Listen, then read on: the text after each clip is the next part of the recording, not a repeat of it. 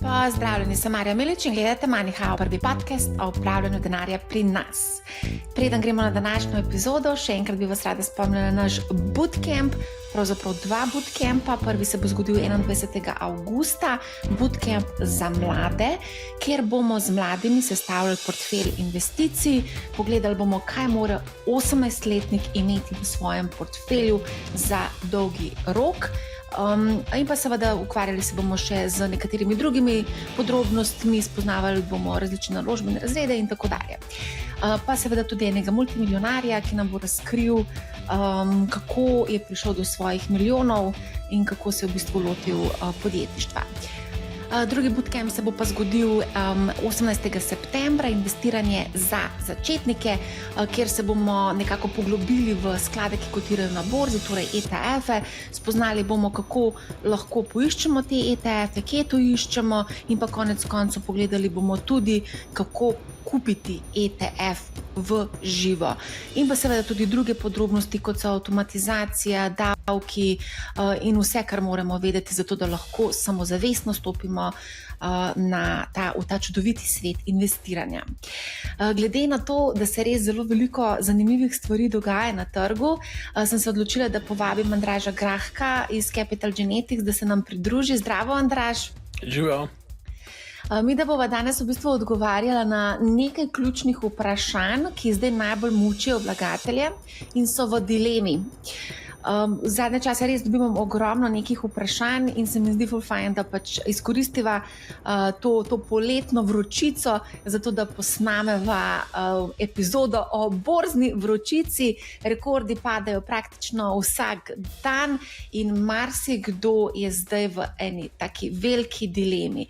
Stopiti v ta borzni ring navkljub rekordno visokim vrednostim, počakati, da pride korekcija, da pride ohladitev na borzo. In bi kar direktno vprašala, Andraž, kakšna je tvoja strategija, kako ti gledaš na te rekorde, ki smo jim zdaj priča? Pred parimi meseci, aprila, smo imeli popolnoma drugo zgodbo, pa bi te najprej to vprašala. Se pravi, kako bi ti odgovoril nekemu posamezniku, ki je v stiski, v dilemi, gleda te rekorde in si misli, mogoče pa zdaj ni pravi čas, da vstopim na borzo? Ja, tukaj je več pogledov na to, kako se tega lotiti. Lahko se lotimo matematično in pogledamo zgodovino in bomo ugotovili sledeče, da enostavno novi rekordi so način, kako delniški trgi vrednotijo premoženje. Torej, neizogibno trgi rastejo, ko se v bistvu pripoznavajo neka nova dejstva in diskontirajo nove informacije v ceno delnic. In če pogledate krivulje delniške, izgledajo približno tako. Formira se nov vrh, sledi korekcija, potem grejo tečaji gor, presežejo stari vrh, kar pomeni, da je nov vrh, in potem grejo tečaji bistveno nad stari nov vrh in potem sledi korekcija. Zdaj sem opisal klasično, ko bi rekel, žiga-žaga gibanje trenda, ampak tako je. Tako da v bistvu in matematično, zdaj sem gledal en graf, ki so šli gledati, kakšni so bili donosi, mislim, da 3, 6, 1 leto, 5 pa 10 let, potem, če smo vedno kupili, ko je nastal nov vrh. In glej ga presenečenje, na rok dlje kot od 1 leta so bili donosi, če ste kupovali vedno, ko je bil nov vrh, višji kot če ste kupovali na druge dni, ko ni bil nov vrh. Ne boste verjeli. Zakaj? Ker ta nov vrh je samo pomenil, da je temu sledil čez 2 dni spet nov vrh, pa čez 2 dni spet nov vrh, pa je bilo sicer malo korekcije, ampak zelo hitro je čez 5 dni bil spet nov vrh. In novi vrhovi so samo manifestacija borze, ki pravi, da pač trgi večino časa rastejo, kot pa v manjšini časa padajo. In to je dejstvo, da so korekcije samo vmesna obdobja. Zdaj, dejstvo pa je, da korekcije lahko trajajo dlje časa ali manj časa in so lahko krajše ali daljše. Lahko so pogojene z kratkoročno precenjenostjo, lahko so pa pogojene z gospodarskimi cikli. In moj odgovor je zelo enostaven, ker temelji tudi na tehnični analizi na nek način. Vsakič, ko se formira nov vrh, dokler je trend veljaven in se gibljajo delnice znotraj nekih drsečih povprečij, rečemo temu tako, na trgu, torej grejo približno trgi z enako hitrostjo naprej, bo nov vrh pomenil samo potrditev obstoječega trenda in tisti, ki kupujejo ta prvič, ko nastane nov vrh po starem vrhu, praviloma so nagrajeni s svojim pogumom, ker smo šele presegli stari vrh po korekciji in prebavili vse probleme.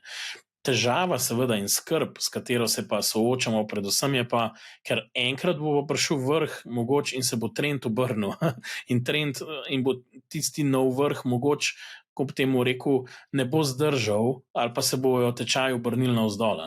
To so pa ponavadi neki bolj dolgotrajni premiki, ki trajajo dlje časa. In zdaj, zato smo pa tukaj kot drugi del odgovora, ker prvi del je bil novi vrhovi, niso nič posebnega in samo so potrditev obstoječega trenda, in dokler je to tako, nas ne sme biti preveč strah. Je res, ampak ena opomba pa je, kaj pa takrat, ko so pa tečaji postanejo izjemno ali pa so v coni precenjenosti, takrat v bistvu se bo postavilo še pod vprašanje, koliko časa obstoječi trend lahko traja. In mislim, da to, da je nov vrh, ni nobeno presenečenje, zame osebno, glede na to, kaj se je dogajalo v zadnjih mesecih. Je pa vprašanje, koliko časa ta obstoječi trend lahko še nadaljuje s tem tempom. Jaz bi rekel, na neko kratkoročno, srednjeročno obdobje da, dolgoročno je pa kar nekaj izzivov, ki nakazujejo na to, da na neki točki bojo mogli biti malo bolj, ko bi rekel, skromna delniška leta, da se bojo pa na dolgi rok te stvari malo spet postavile na pravo mesto. Ok, zdaj si zelo veliko stvari povedal, pa bova malo secirala za to, kar si povedal. In sicer, marsikdo ima zdaj 50, 100 tisoč, pred kratkim sem dobila eno sporočilo od enega gospoda, ki ima 40 tisoč evrov in seveda se zdaj sprašuje, a ne zdaj investira v S&P 500. In glede na to, da si ti omenjal, pač ja, zdaj smo na rekordu, lahko gre še više, tudi nekateri analitiki namreč napovedujejo, da bo ta pravljica se še nadaljevala in da se lahko uspnejo te borzne tečajnice še više, ampak vseeno bi te rada vprašala, ko govorijo o takih večjih zneskih, 50, 100 tisoč, 200 tisoč evrov, se pravi, ali zdaj investirati ta denar naenkrat vse noter ali razdeliti na več delov, ker to je tudi povezano z tem, koliko časa v povprečju trajajo korekcije. Ker ta vprašanje že samo po sebi ponuja, da te skrbi, da bo padel, ker matematika je vseeno, znesek 1 evro ali pa 100 tisoč. Pri 100 tisoč želiš ga že malo bolj zaščititi. V bistvu je zgodba približno taka. Če se hočemo zavarovati, da smo glih zadel vrh, je pametno razdeliti to na, dajmo reči, mogoče od 18 do 24 zneskov mesečnih in vstopati na tak način na trg, zato ker če se bo v bistvu trg podrl, se ponavadi ta najbolj oster del zloma odvije v največ 2 letih, letu pa pol do 2 letih, torej 18 do mogoče 24, mogoče smo zdaj toliko malo napihnjeni, da če se kaj takega zgodi, ja, če bo šlo trend naprej, kaj brazno veliko ne bomo zgubili na donosih. Je pa tukaj ključno vprašanje sledeče. Tukaj jaz domnevam, da ta oseba investira za obdobje več kot 10 let v delniške naložbe. Tisti trenutek, ko boste rekli, a je v delnice za 5 let, 3 leta investirati, jaz pravim, smo na zelo, zelo spolzkem terenu in je treba v bistvu imeti malo bolj logiko traderja in se vseeno bolj taktično postavljati. Jaz bi rekel tako, trenutno zgleda, da je še nekaj lufta, čistko na teh tečajih, me pa skrbi zlasti jeseni, ko bojo nove informacije v gospodarstvu začele prihajati noter, v bistvu, kako se bo Fed obnašala. In od tega bo zelo odvisna druga polovica leta in zelo bomo spremljali trg dela in take stvari. Torej, če je to pa investicija, ki je bolj špekulativna za 2, 3, 4, 5 letno obdobje, bo pa treba biti aktiven. Kupiti, pozabiti 5 let in računati, da bo to v plusu, ni scenarij, ki se bo izšel na tak način. Zdaj, če smo srečni, je po mojem najbolj scenarij možen na 3 do 5 let, je, da se bo zgodil nek overshooting trga v končni nek vrh, dolgoročen. Ne bi svetoval, da bi se izogibal trga na nek način, ker ta scenarij še obstaja, ampak je pa treba ne biti pohlepen, ker vidimo, da smo recimo od ene korekcije naredili, saj vemo, določene delnice so zrasle tudi do 100% ali več od unga dna po unih, kaže dnevu tarif ali karkoli je pač že bil, ko so bile naznanjene in je sledil tisti padec dol. Od te točke smo že imeli, ko bi temu rekel, gorivo za rast v večini porabili. Ne. Je nekaj prostora gor, veliko strategov vidi še 5-10% rasti do konca leta in to je zdaj nek bazičen scenarij noter. Mali odvisen od Feda, sam Fed zgleda, da bo čakal do nadaljnega, dokler je tam Pavel dvomim, da bo zelo hiter obrestne mere zniževal letos, če sploh. Torej, letos pričakujem znižanje, samo če bo res ekonomija, predvsem trg dela pokazal, da je tam neko upočasnevanje materialno, kar ni nemogoče oktober, november, december, če se mene vpraša, ker ekonomsko tudi Fed ne vidi več kot mesec, dva naprej. Ja, glih včeraj so bili objavljeni podatki, torej 3.7. o trgu dela in so bili zelo dobri, tako da tudi nekako to nekako daje podporo Pavlu, da nekako ohranja trenutno pozicijo ključnih obrestnih mer oziroma da ne znižuje, kar je pa želja seveda Trumpa. A lahko mogoče vseeno, glede na to, da je zdaj zelo veliko povpraševanje, vlagatelji so se kar prebudili, mali vlagatelji dobesedno derejo na borzo in sledijo strategiji buy the dip, in tudi vidimo recimo na vseh teh globalnih medijih omenjajo FOMO, omenjajo celo manijo, borzno manijo. A lahko mogoče malo še tukaj kaj poveva o tem FOMO, pa tudi te psihologiji vlagateljev, ti si zdaj omenjal, da pohlep, ne, in če gledava indeks pohlepa in strahu, smo dejansko res v območju pohlepa.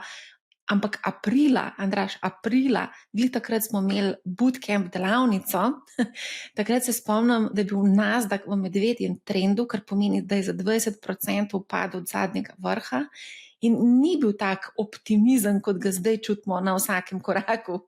Takrat je prevladoval pesimizem in takrat so ljudje rekli, kaj pa če še pade, bomo še malo počakali, da pade.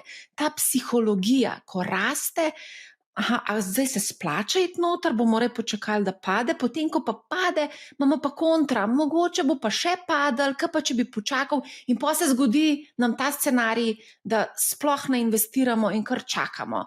Ravno včeraj sem se pogovarjala o tem z enim gospodom, ki je rekel, najtežje je začeti. No, dajva malo to psihologijo pokomentirati. FOMO, manija, depresija. Zato je pa ta logika ne vsega takoj postreljati ravno temu namenjena, da lahko, če kasneje pade, postreliš dodatne metke in se boljš počutiš, ker iskreno povedano, na obdobje 10 let to nav tako velike razlike, ne vem, na kateri decimalki se v to videli, iskreno povedano, ker si razpršil znesek v povprečni letni donosnosti na investiran znesek, da ne pomota, v vseh zneskih. Deluje pa ta zgodba tudi na dol in na gor na dosti podoben način. Ko gre dol, ti rečeš, ne bi še kupil, nisem čist prepričan. Poti pa tečaji se odbijajo in grejo gor in pol nikoli ni primeren trenutek in pa šele takrat, ko je tečaj že nad stari vrh prišel, rečeš, verjetno sem zamudil, mogoče tudi zdaj ni trenutek za kupiti. Torej, po tej logiki nikoli ni trenutek za kupiti in to opisuje dilemo tega tvojega bralca, najtežje začeti. Kaj če bom naredil napako, ker bom začel? Napake, ker začneš, se ne da narediti, če imaš serijo nekih denarnih tokov, kjer ne boš ves denar svojega življenja v eni točki dal na trg, pa še potem verjetno, pa tudi potem ste lahko mirni, ker po 15 letih boste v vsakem primeru v plusu. Ne boste, tako kažejo statistike, pri 10 let boste tudi mogoče nizka verjetnost, da boste blizu vašega vložka, ne boste pa v minusu. Težava, ki nastane, je to, da boste vi sebe psihološko zdriblali, ker boste dali noter recimo zele, ko bo še 10% zrastel, boste dali noter ves denar, pa bo to zanihal brez težav spet za 20-30%, boste pol vzeli ven denar, ker vas bo strah, da bo še padel, potem se bo pa trg odbil navzgor in boste potem spet šli noter v trg na vrhu. In to je neumnost, ker probate tajmati trg v bistvu in je boljše reči, ne bomo tajmali trga, bomo razporedili nakupe na neko srednjeročno obdobje in tudi dajmo biti varčevalci, ne pa špekulanti. Ker če smo špekulanti, se moramo ukvarjati z market sentimentom, z indikatorji preprodanosti, moramo kupovati takrat, ko so vsi prestrašeni, a je res, ne pa takrat, ko so vsi euforični. To je točen ta kontrarian način razmišljanja, kontrainvestiranja, o katerem ti govoriš. In v tem trenutku, če bi to upoštevali, bi itak že aprila kupili in te dileme ne bi imeli. Bi mogoče zdaj že dobičke delno unovčali, pa bi imeli nekaj več keša, zato ker ne vidimo več lufta. No? Jaz bom čisto iskreno povedal, kako to zgleda. To pomeni, da tisti trenutek, ko v bistvu tečaji padejo, takrat pospešiš svoje nakupe, verjameš v to, da se bojo pač na dolgi rok odbili, mal več takrat investiraš in ko v bistvu se neki trendni črti ali pa starim vrhovom stvari približajo, imaš bodi si neko neutralno politiko, če imaš še nekaj denarja nakupov ali pa celo preskočiš kakšen obrok 2, ni pa nič narobe, če nadaljuješ, ker tečaji, kot pravim, naravna pot rasti tečajev, da se preseže stari vrh in stari vrh, to je pravilo tehnične analize, to je definicija trenda, ki bi včasih odpor, je bilo težko tečajem iti nad to vrednostjo, postane podpora trgu. Torej, dostikrat taktično ljudje kupujejo, rečejo, bom počakal, da bo prebil stari vrh, potem pa v korekciji, ki bo sledila, bom kupoval tam, kjer je bil stari vrh. Torej, nov vrh bo nastal, bo neka korekcija in zelo pogosto se podpora tečajem oblikuje tam, kjer je bil nek stari vrh. In tudi tokrat, iskreno povedano, če gremo gledati nazaj, to, kar se je ta korekcija dogajala, ni bilo dosti drugačno.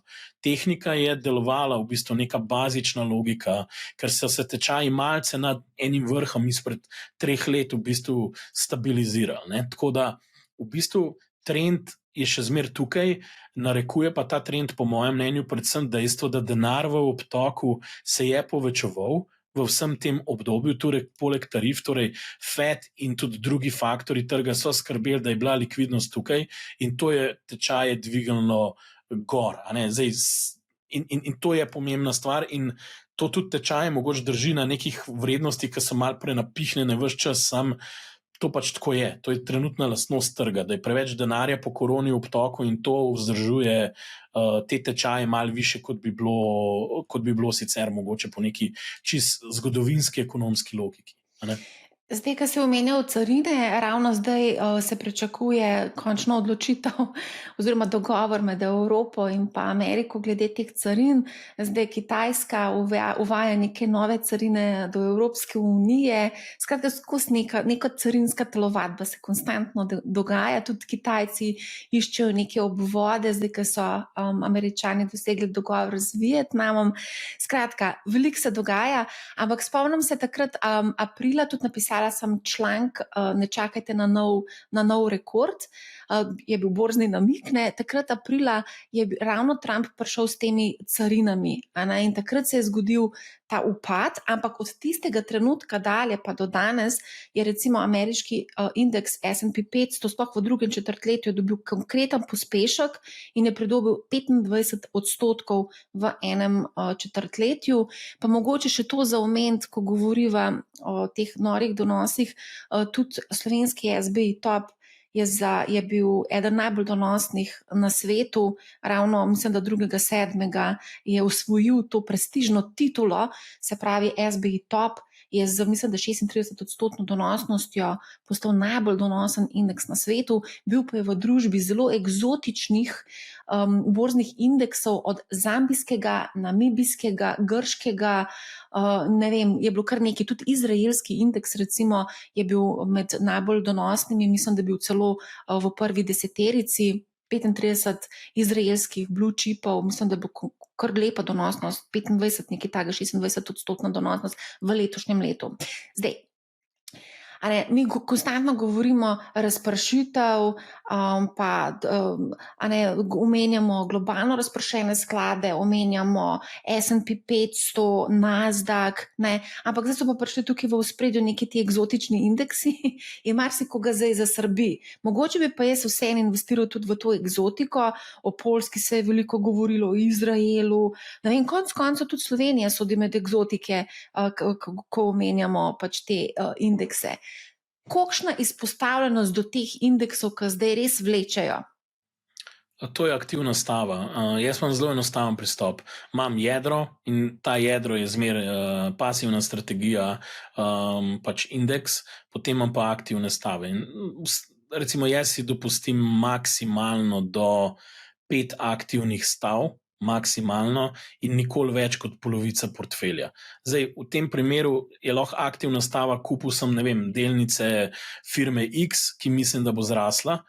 In ponovadi v eno aktivno stavo ne vložim več kot 10%. Ne?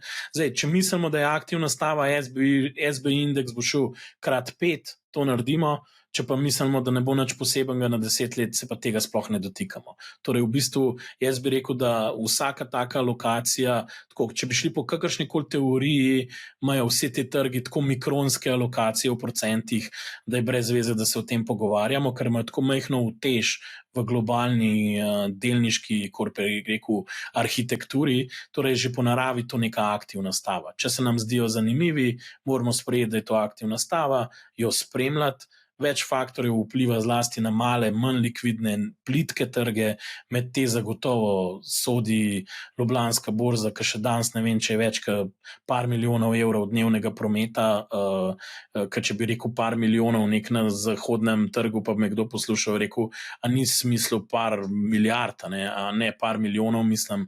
Tako da v bistvu te trgi so vedno nagnjeni k velikemu overshootingu, in vsem tem trgom je tudi zelo podobno to, da imajo vse nacionalni pridih nekega ponosa investiranja spet nazaj v delniški trg, ker se samozavest vedno vrne, glej ga zlomka, pri koncu tega cikla, late cycle, ko so vsi drugi trgi, so vse igre bile že odigrane, se začne igrati te lokalne igre. Isto je bilo na balkanskem trgu, slovenskem trgu pred veliko finančno krizo. In trgi, kot so poljski, imajo enake karakteristike.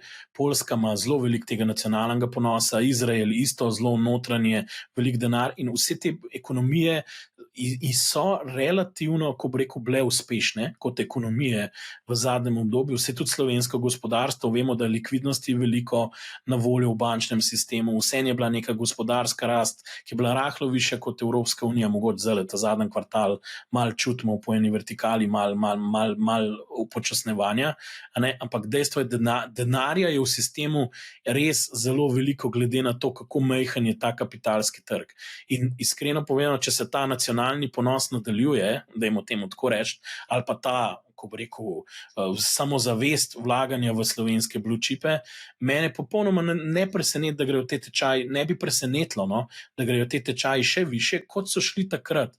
Tudi ko je bila Krka blizu 30-kratnik dobička, pa ne vem, so bile kitajske in slovenske delnice ne najbolj donosne samo, ampak tudi najvišje vrednotene, praktično skoraj na svetu. Ne? To ni tako nenavadno za tako majhne trge, ker Slovenija je bogata država, kapitalski trg je pa nacionalna sramota. Zdaj jo hočemo malo, zdaj grejo tečaji gor, se malo boljš počutimo, ampak dejstvo, da tega trga mi nismo razvili in to ne bo spremenilo, tudi to, da so nas zdaj, mislim, da nedavno preklasificirali v razvite robne trge. Mislim, to so naredili eno kategorijo samo zato, da se kot člani OECD-ja ne počutimo slabo, dobesedno tako malo to zveni, ker smo članica OECD-ja in članice OECD-ja nimajo takih kapitalskih trgov, kot jih imamo sami. Tako da tukaj je veliko prostora za razvoj. Malo me pa skrbi, če bo šlo prehitro, če bo preveč tega momentuma noter prišlo in se bojo spet ljudje upekli. Znamo pa imeti eno epizodo, ko bomo 2 leti spet pumpali, potem bomo imeli pa epizodo mačka, ko bojo te tečaji prehiteli, ker vsem nimamo več toliko grof momentuma, se v končni fazi govorimo o petih delnicah mogoče, v katere se investira večino tega kapitala. In zdaj, če smo popolnoma iskreni, banke so imele blazen momentum, tukaj je bil lider NLB, ne bom rekel, da je mogoče visoko vrednotena na prvi pogled, ampak dejstvo, da se pa način, kako so jo dobičkonosnost gibala za banke, se bo fundamentalno, po mojem mnenju, spremenila v naslednjih 2-3 letih, ker ne bo toliko plusa iz monetarne politike in bo malo več rekel, odvisno od tega, koliko bo res povpraševanja po kreditih, pa koliko bo gospodarske rasti, in ni čisto 1:1, da bo tukaj šlo vse tako lepo naprej, kaj šlo. Lahko skoraj posamične delnice zanaliziramo. Krka je imela podobno super obdobje, rusko krizo je preživela, kada je za njih ne bi bilo, ker so imeli farmacevti poseben status v tem vojnem okolju, po domač povedan. Petrol, če se vlada ne vtika noter, nimaš kaj falit, ker itak imajo zagotovljen dobičkonosnost in je sam volumen treba naračunati. Pa še ne dve finančne inštitucije, ki pa v bistvu sta tudi v bistvu dve zavarovalnice, kjer tudi nista bile visoko vrednotene, imata pomemben položaj na trgu in v resnici ni toliko konkurence, da bi se med sabo pobijali.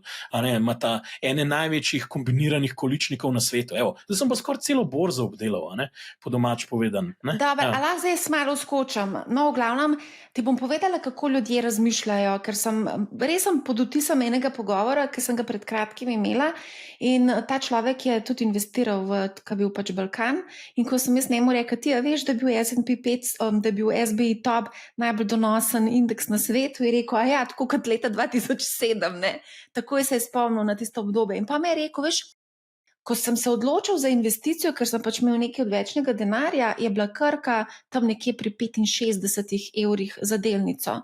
Danes je blizu 200. In skratka, zdi se mi, da ljudje potem te neke odločitve pač obžalujejo, gledajo za nazaj in obžalujejo, zakaj nisem šel v to zgodbo. Potem sem se pa odločil, da grem kupiti nepremičnino, in seveda tukaj sem pač tudi nekaj denarja zaslužil, ampak mogoče bi pa z delnico Krke bistveno več, pa še vsako leto bi mi dividende izplačali, pa ne bi se rabo ukvarjati z najemniki in z vsemi težavami, ki pridejo z lastniškim stanovanjem oziroma z stanovanjem, naložbenim stanovanjem. Skratka, rada bi tukaj predvsem poudarila to, da ljudje zelo radi gledajo za nazaj. Se pravi, to pa je v osnovi, osnovno pravilo je, da pretekli donosi se mogoče ne bodo ponovili v prihodnje. Katerekoli donose pravzaprav gledamo, in tudi, ko gledamo za nazaj, tudi Nasdaq, S&P 500 in posamezne delnice, mislim, da tukaj ljudje še zmeraj dostikrat naredijo napako, ko pogledajo, mogoče se bo pa ta pravljica še naprej nadaljevala in bomo imeli take rasti. Ali lahko imamo v prihodnje, v naslednjih, parih letih takšne rasti, kot smo jih imeli v zadnjih letih, v zadnjih 10 letih recimo? Tukaj je odvisen, kakšno obdobje od te točke naprej potegneva. Lahko se nam zgodi, da imamo celo 2 leti enakih ali višjih donosov, ker bo pač stvar šla gor do nekega ekstrema. Ampak od tiste točke bo seveda mogli biti donosi tudi negativni, mogoče na 5-letnem obdobju. Se je tudi dogajalo, ali 6 ali 7-letnem obdobju. Ko boš zlepil skupaj, bo 7-letni donos mogoče mal negativen, 10-letni bo pa pol že neki spet v plusu. En tak scenarij je mal tako se anticipira na nek način, ker ko pogledaš te dolgoročne potencialne donosnosti, ki jih strategiji uporabljajo, so se začele uporabljati donosnosti, ki so nižje od povprečja. Torej, govori se, da naj bi bile podpovprečne donosnosti realizirane v naslednjih 10 letih. Ampak to je tako linearno razmišljanje. Veste, ne bo šlo linearno, torej, če v bistvu nekdo danes začne in se jutri začne kuhati finančna kriza in bo trajala 5 let, je najboljša taktika, da v bistvu enostavno tehta te denarne tokove in v bistvu, ko se stopnjuje panika, v bistvu proba še malo pospešiti to svoj vstop na trg. Zato, ker na koncu bo bolj pomembna, koliko bo vredne delnice na ciljni črti, ne pa v bistvu, koliko bojo vredne ob nakupih, je seveda pomembno, ampak sama krivulja tukaj, če pride do zloma, bo pomenila, da jo najprej pod neko ciljno črto oziroma korekcija navzdol, ki bo konkretna in se bojo pol šele odbile. Zelo močno dvomim, ampak saj jaz ne anticipiram, da bi bil pa scenarij, da bi tole kar 10 let brez kakršnih koli premorov rastel naprej z enako hitrostjo. To pa bi me izredno presenetilo. Torej, ta scenarij tudi noben ne kup. Zdaj pa hudič je to, da noben od teh scenarijev ponavadi ni čist tak, kot bi ljudje se ne uresniči to, kar se nekako predvideva, zmer je nek tail scenarij in borza je nagnjena k drami, ne? Borza je dramatična, tragedija se dogaja, ne? Vse živo. Tako da jaz bi rekel, da je tukaj možen čist scenarij, da bo naslednjih 10 let celo nižja donosnost, kot jo že tako napovedujejo. Ampak po drugi strani pa to izjemno dobro obdobje za nekoga, da začne varčevati na dolgo obdobje. Zato, ker če bi bilo obratno, bi bil bolj problem, ker pol skozi drago kupuješ in pol na koncu ti zlom zgodi. To je pa še najhujše v bistvu možen, da skozi tečaje rastejo, pa ta zadnji let, ki bi mogel ti pobrati žetone z mize, se ti pa vse za pol zmanjša.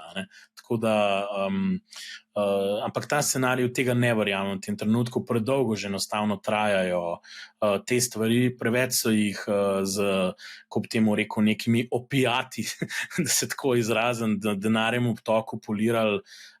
Zdi se mi, da tudi ta zadnji zakon, ki ga je dal ven Trump, v bistvu še v šibkejši položaj ameriško fiskalno v bistvu blagajno postavlja, in to je tudi Ray Dalio opozoril recimo kot en izmed, dajmo reči, teh vodilnih glasov upravljanja na Wall Streetu, da v bistvu tukaj bo zelo, zelo težko vzdržne finance imeti.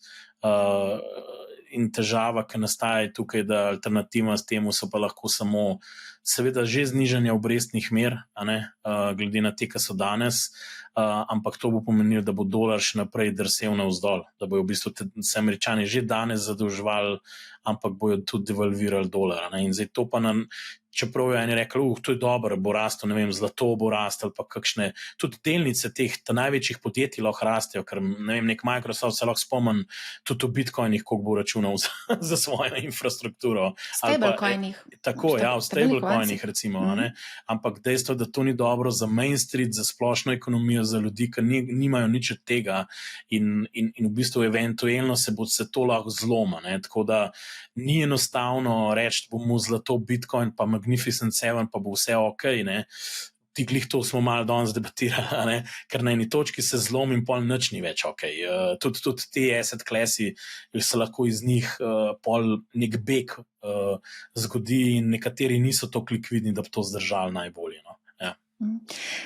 Zdaj, ko meniš, kako je borza dramatična, jaz mislim, da so v ozadju tudi zelo spretni scenaristi, to so vsi možni strategiji, ker če ti bereš, kaj oni v bistvu napovedujejo, to je čista shizofrenija.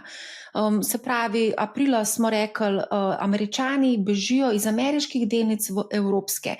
Zdaj strategi pravijo, zdaj bodo ameriške delnice veliko bolj donosne kot pa evropske. Gremo se premakniti nazaj v Ameriko.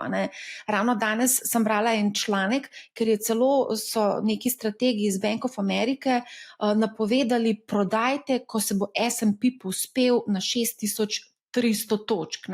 Zdaj pred parimi dnevi je dosegel rekordne ravni 6220 točk, in takrat padajo rekordi, dogaja se ful na borzi, ljudje rinejo na borzo, zdaj pa dobimo nek prodajni namig, ko doseže 6300, je čas za prodajo.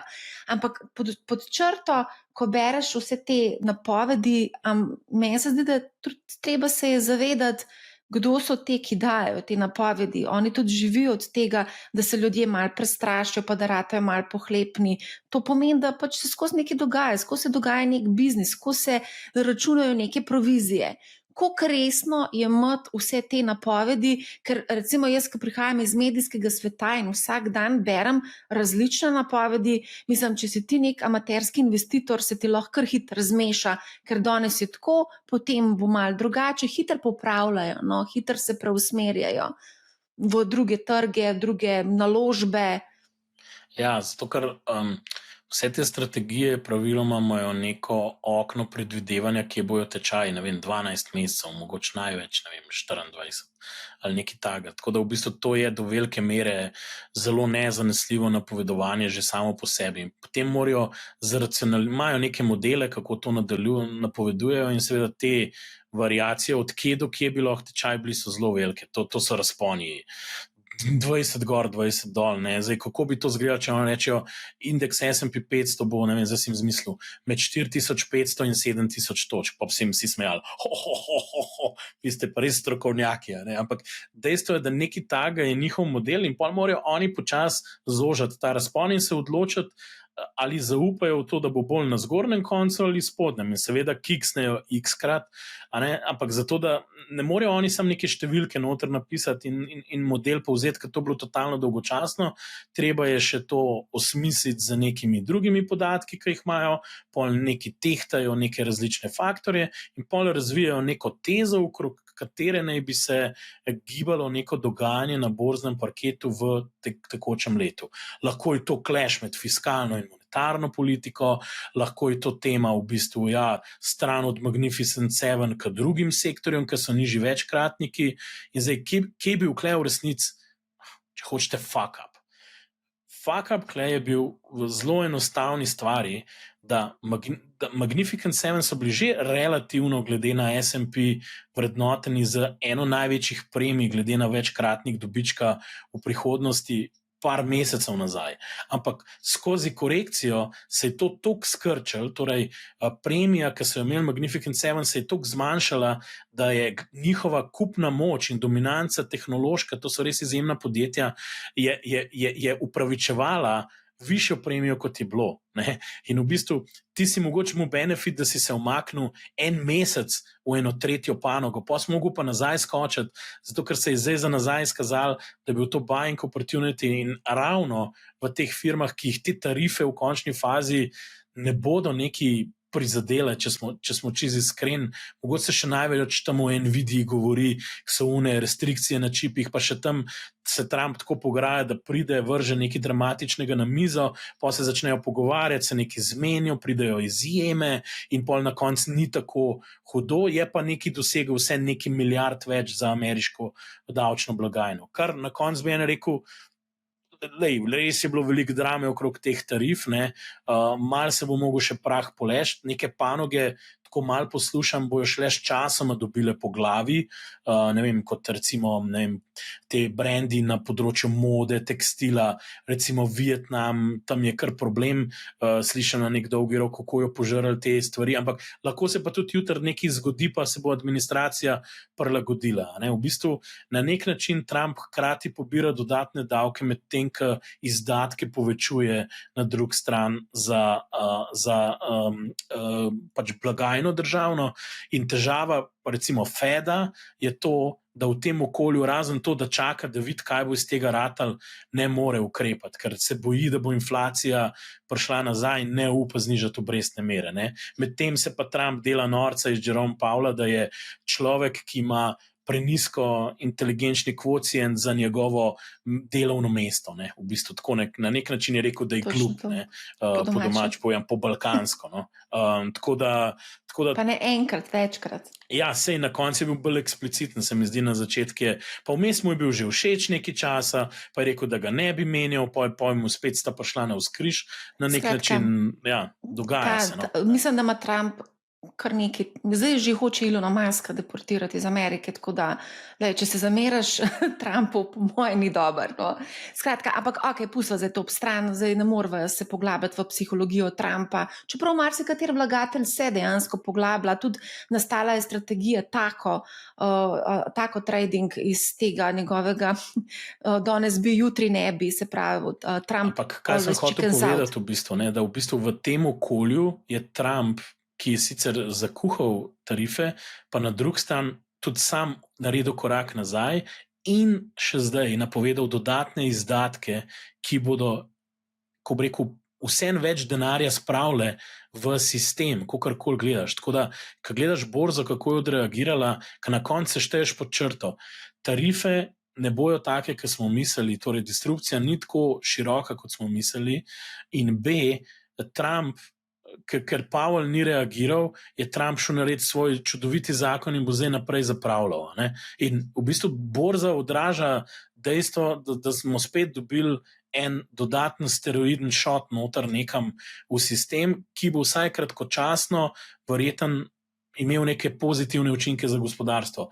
Se pa sprašuje na dolgi rok, ali je to vzdržno početje in kam bo to vodilo na dolgi rok. In tukaj je ta kratkovidnost Trumpa, kjer ima on fokus na svoje dele tukaj in zdaj, to je njegov zadnji mandat, njegova odgovornost praktično ne sega onkraj tega mandata in on utegne zelo zakomplicirati situacijo komurkoli, ki bo prišel za njim.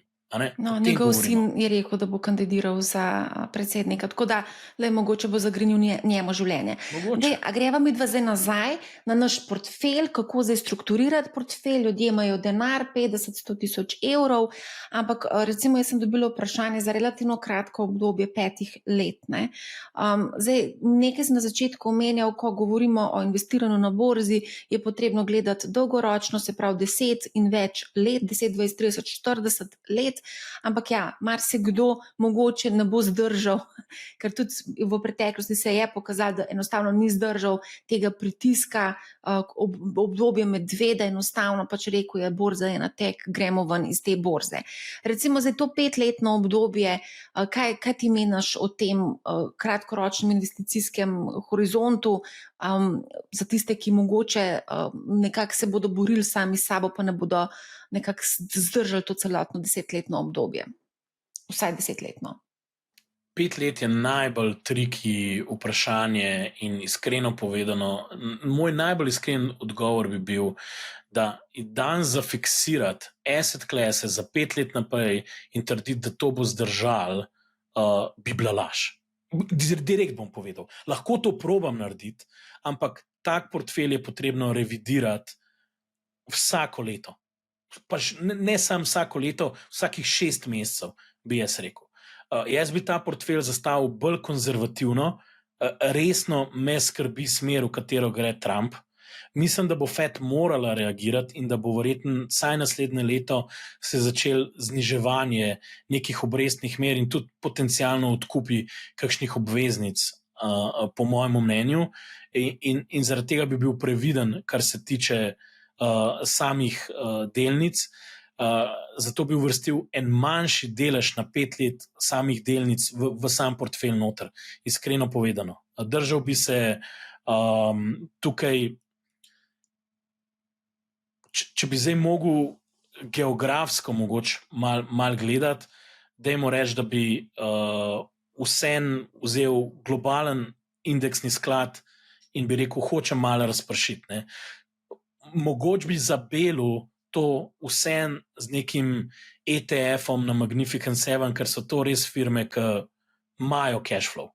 Bi si upal narediti 40 globalni ETF, 10 Magnificent 7. Kaj pa druga polovica? Moram imeti amortizer na dol. Tveganje je, da bo zanihal navzdol. In če bo zanihal navzdol, bi od delnice šle navzdol, bom tako rekel,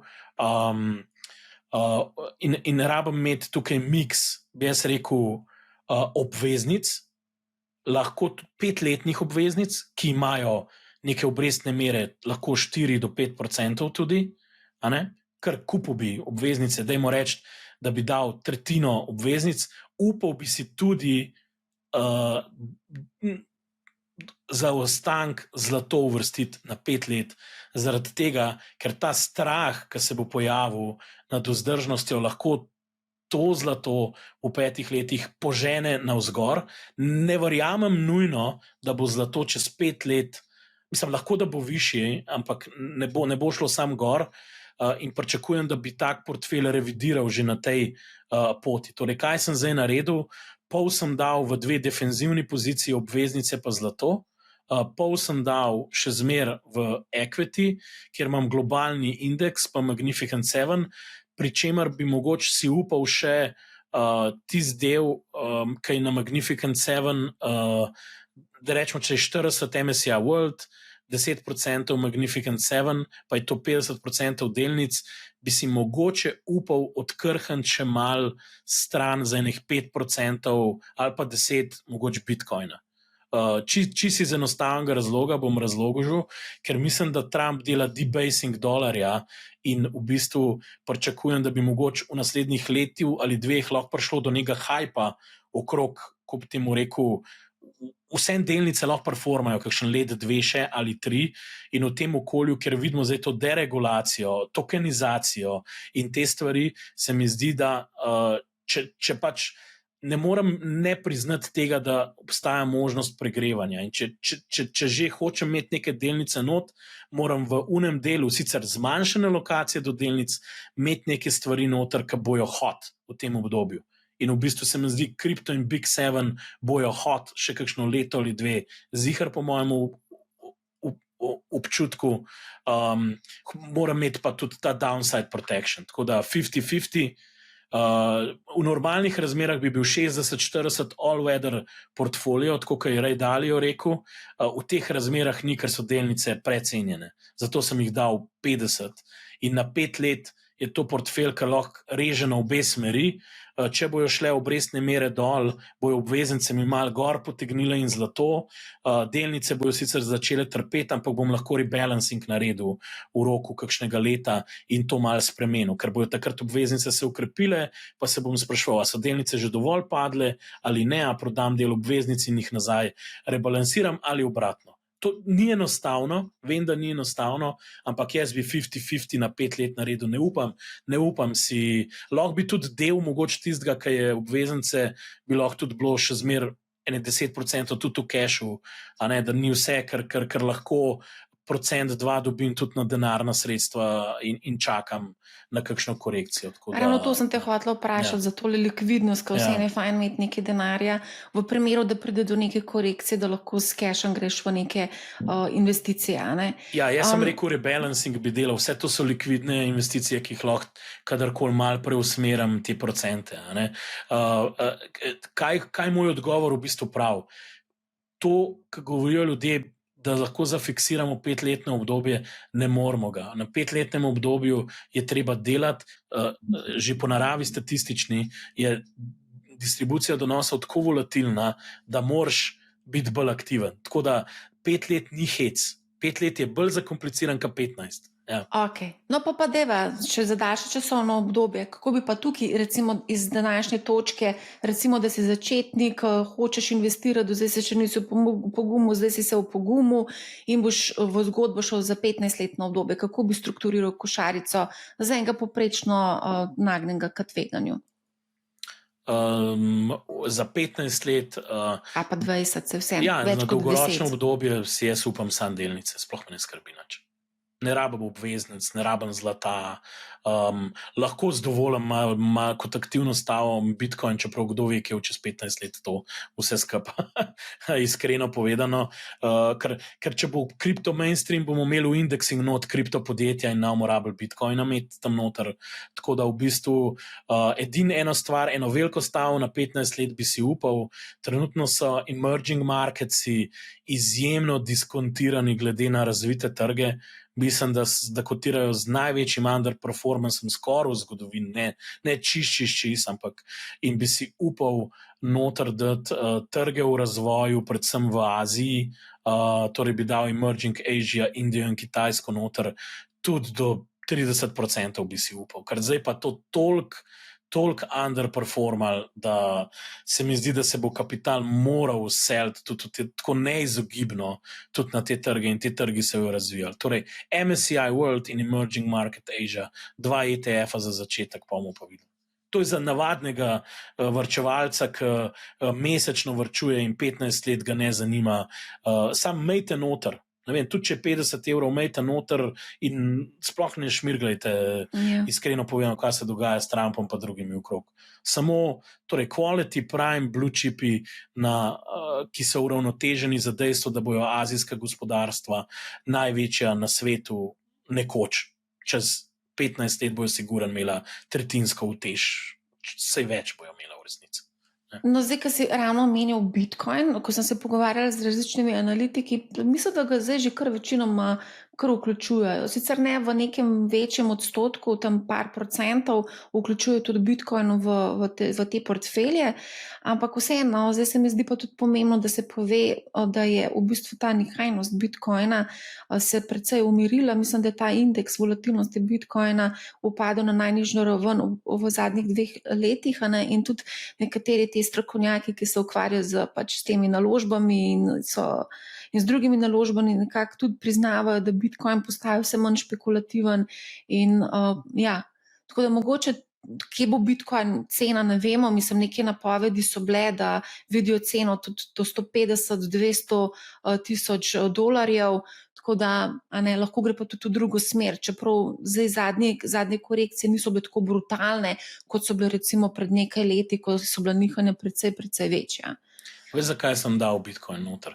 Zaradi tega, ker se je v kripto silosu, jaz tako gledam, imaš vse en kripto silos, kjer del kripto imeti ne bo šlo v fiat in tudi ne v fiat delnice ali pa klasične delnice in druge naložbe, se je Bitcoin uveljavil kot store of value. To je denar v bistvu. In vedno bo tam. In zdaj, ko se v ta silos mal zdaj je že luken oziroma inštrumentov, ki povezujejo klasično investiranje, torej delnice in kripto prek tokenizacije, ampak dejstvo je, da bo Bitcoin tam not, če hočete reči, Bitcoin je kripto zlato, ta pravo zlato je pa boomer zlato. Na nek način, če hočemo tako gledati.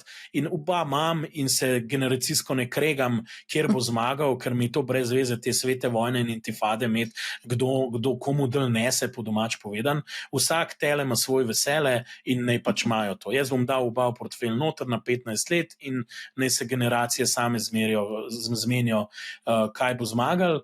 Upam si ga toliko imeti, mislim, zdaj, v tem obdobju. Na dolgi rok bom pa tako rekel, se mi pa vsem zdi, da mi zdaj mislimo, kar rečejo, zakaj pa na 15 let ni dedicirano Bitcoina pol dal not pa zlata. Bom razložil, zakaj. Zaradi tega, ker če se bo kripto v bistvu spremenil, a pa se že zdaj v bistvu vpliva na način, kako jo prihodno finance izgledale, bo trg poskrbel, da bojo kripto podjetja, kot so Coinbase, Robinhood, Circle in drugi, enostavno imela uteži v bazičnih indeksih. Torej, kdo mi zna povedati, katera bojo Magnificent 7 podjetja čez 15 let? Jaz nisem dovolj pameten, da bi jih znal stok pikati, prepričan sem pa, če bo kripto se uveljavil ali pa nadgradil tehnološko, da bojo noter kripto podjetja. In to je to. In ne želim staviti na to, bo trg poskrbel zame, da bojo zmagovalci, ki jo preživeli, bojo takrat v indeksi. In če bomo čez 15 let vsi živi in zdravi, lahko pogledamo, kjerih bo 15 največjih tržnih kapitalizacij na svetu, pa bomo vsi presenečeni, pa bistveno bolj sivi, ker saj jaz sem že danes. Tako da pač tako je. Zdaj, itak se zdaj fulkrat omenil tokenizacijo. Pred dnevi je Vlad Tenev iz Robinhooda itak povedal, da tokenizirane delnice ameriških podjetij bo ponudil tudi evropskim vlagateljem. Omenjal je tudi OpenAI in pa SpaceX.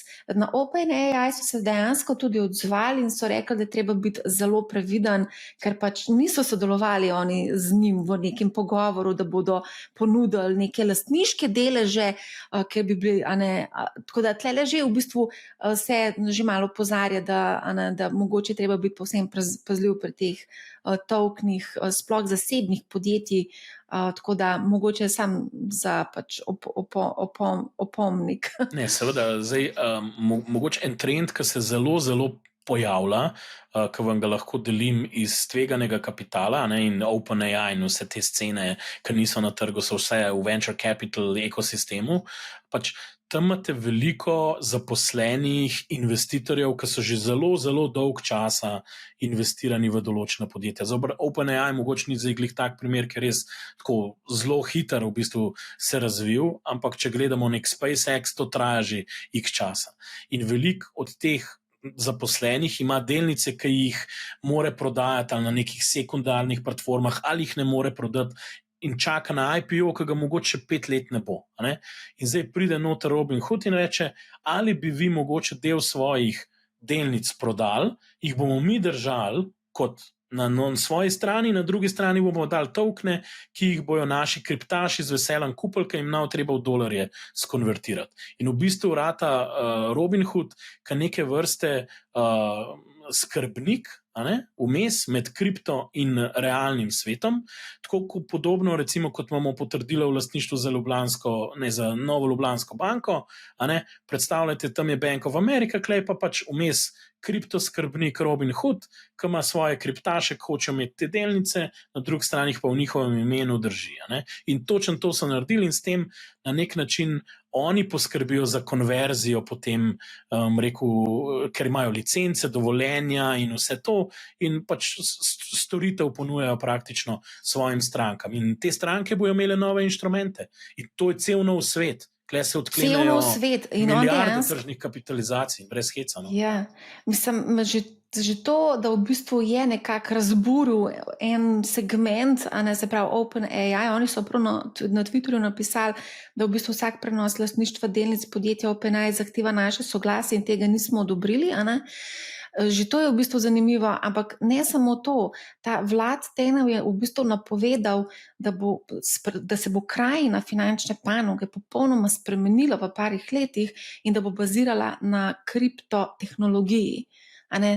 In zdi se mi, da vsem, glede na to, da je tudi sam disruptiral v bistvu te borzno-posredniške panogo, se mi zdi, da tudi tukaj lahko se nekaj zanimivega zgodi. Meni je zmeraj všeč ideja, da oni disruptirajo, pa da demokratizirajo finance, pa da vsak ima možnost za čim nižje stroške sprejeti neke naložbene odločitve, iti v naložbene razrede, ker drugi ne morejo iti. Ob predpostavki, da te ljudje vsem tudi vložijo nek čas, da razumejo, v kaj investirajo. Kar mene bolj skrbi to, tisti scenariji, ki so se dogajali okrog tistih opcijskih trgovanj, kjer folk sploh ni vedel, kaj kupuje na koncu, in je bila cela štala na trgu in velikih je na koncu bolj zgubil, kot od te ekonomske demokracije, ki je imel. To je sam, zdi se mi, da vsem tukaj ima Robinhood. Moramo se zavedati, Robinhood ima tudi lasten interes povečati obseg trgovanja. Ne moramo reči, da je Robinhood tisti, ki bo opismenil ljudi ali ne vem, karkoli. Dal jim bo dodatno možnost, super, to gre zelo dobro v njihov brand noter. Veseli me, da je tudi Bitstamp del tega v končni fazi.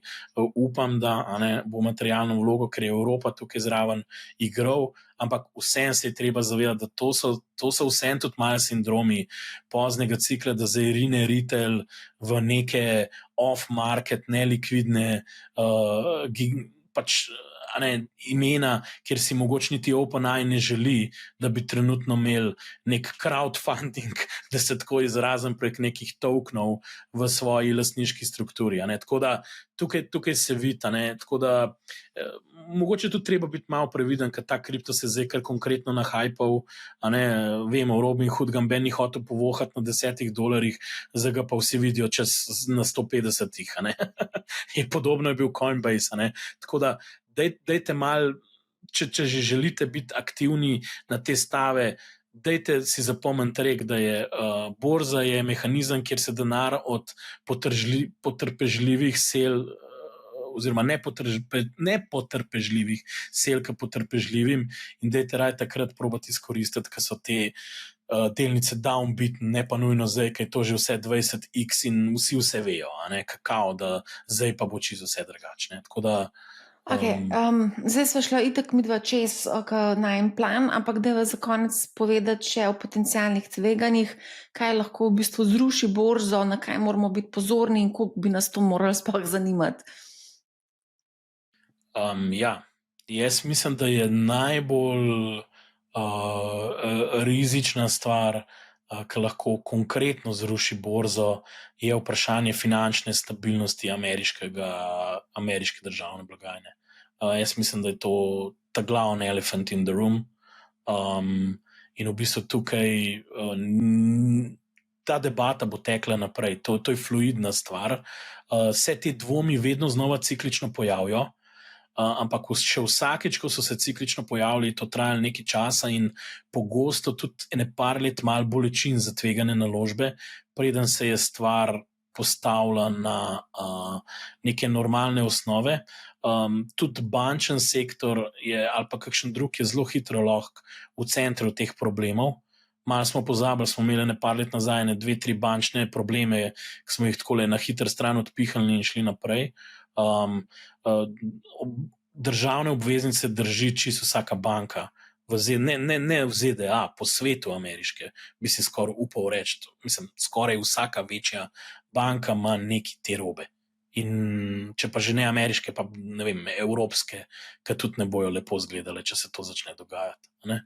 Tako da to je prva stvar. Druga stvar, na katero sem pa zmeraj bolj pozoren, je pa to, ki se jo ljudje ne zavedajo dovolj, je pa to, da zahodni svet uvaža recesijo iz Kitajske že nekaj časa, nekaj let, in to se dogaja v obliki poceni izdelkov ali pa bistveno cenejših izdelkov, kot so jih sposobni zahodni proizvajalci proizvesti. In to ni funkcija nujno konkurenčnosti kitajskih izdelovalcev, ampak je funkcija, da je Kitajska planirala, da bo hitreje rasla, predvsem recimo na nepremičninskem trgu, pa tudi sicer ekonomija, in so preveč kapacitete povečali, čisto plansko, in zdaj imajo težave to zapolnjevati. In to povzroča, da ogromen kitajskega dumpinga prihaja na evropski trg, ker enostavno morajo polniti kapacitete, ki jih je preveč. In to lahko še nekaj časa traja, in to lahko pa zelo materialno vpliva na določene podjetja, predvsem Evropa je zelo ranljiva, ker Američani so bistveno bolj glasni pri zaščiti njihovih interesov. To me pa majčkeno skrbi v Evropi zadnje čase, predvsem avtomotiv, kemijska industrija, energetsko intenzivne panoge, ta konc. Bom tako rekel, če se nekaj ne zgodi, bi lahko določene panoge skoraj bile do pol manjše v smislu kapacitete čez 5 let, če bo šlo to tako naprej. To je pa recimo ena druga stvar, ki v bistvu je ekonomski riziko čistko. Torej, Kitajska, kaj si želim? Želim si, da se Kitajski gre dobro, da se v ta dumping znehal, zato ker bo njihovo povpraševanje zraslo in bojo doma najdelo odjemalce za te produkte. Dokler temu ni tako, pa izvažajo recesijo in zaenkrat Evropa ne ukrepa nujno dovolj proti temu. Tako da te tarifne vojne, kakorkoli izgledajo malo tragikomične v smislu Trumpa, o tem se bo treba pogovarjati. Ne moramo biti nujno samo zgolj veseli kot potrošniki. Na en stran imamo poceni električne avtomobile, zato obstaja tudi določen razlog. Ne samo nujno ekonomska in tehnološka superiornost Kitajcev, no. Tudi probleme imajo oni in te moramo spremljati. To je pa na kratek rok nekaj, kar me malo skrbi, zato v bistvu na dolgi rok nisem toliko zaskrbljen, na kratek pa je tole še en tak elephant in the room, ki se ne govori dovolj o njem. Evo, to je to. Evo, če hočete, da sem črnogled. Ja. Te carine, mislim, pri carinah je zdaj taka konfuzna situacija. Ravno danes, ko snemamo to epizodo 4.7., torej petek, je Trump napovedal, da bo ravno na današnji dan poslal 10 do 12 pisem državam, ki bodo začele plačevati carine že s 1. avgustom. Nekatere carine bodo tudi do 70% na ameriški, v bistvu na izvoz. Medtem ko drugi, Francozi so rekli, da se jim zdi 10% ta osnovna carina, ki je v bistvu predlagal, nesprejemljiva. Tako da tukaj bomo imeli še kar nekaj zanimivih zgodb v prihajajočih dneh. Tako da predlagam, da mogoče zdaj na tej točki zaključiva, pa potem seveda mogoče naslednji teden bo treba še kakšno epizodo posneti, odvisno od tega, kaj se bo zgodilo na trgih, ker pač te carine znajo biti mogoče kar presenečene tudi za kakšne države, ki bodo dobile pač to pismo 70% carino. V glavnem ljubezensko pismo prihaja, pa bomo videli, kako bo to izgledalo. Ja. Tako da, super, Andraž, najlepša hvala, da si se vključil v to debato oziroma da si pomagal razrešiti te dileme, ki jih imajo zdaj številni poslušalci in gledalci. Ni za kaj, lepo se imejte čez poletje, pa poslušajte Money How. Ja, poslušajte Money How, ne bo vam žal, se slišimo, jaz še ne grem na počitnice, jaz smo že posnela kakšno epizodo ali 2 ali 3, tako da, ja, poslušajte nas, spremljajte nas, bom zelo vesela, vesela tudi kakšnega vašega komentarja, kjerkoli že ga boste pustili. Tako da še enkrat hvala, da nas poslušate in pa poslušate Money How, ne bo vam žal.